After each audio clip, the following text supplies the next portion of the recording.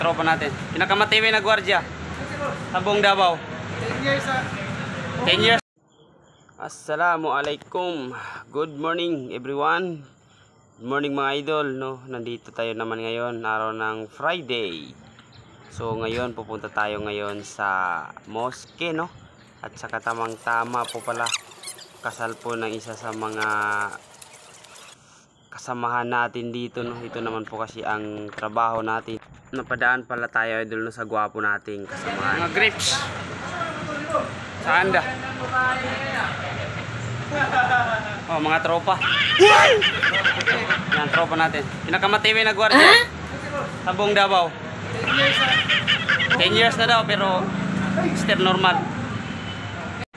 Ayun mga idol, tuloy tayo sa paglalakad.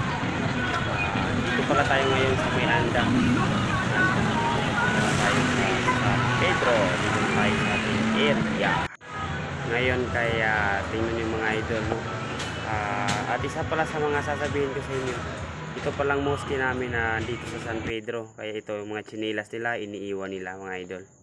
At yun na nga, tapos na tayo magsala, kaya nakahiga tayo mga idol habang naghihintay tayo sa ating imam. At nagsiselfie tayo mga idol, dito tayo sa kanila sa front na sasalaan natin mga idol. Kaya maraming salamat sa suporta ng mga idol, no? Dito tayo, kumakain na tayo, tapos na. At maraming salamat and assalamualaikum.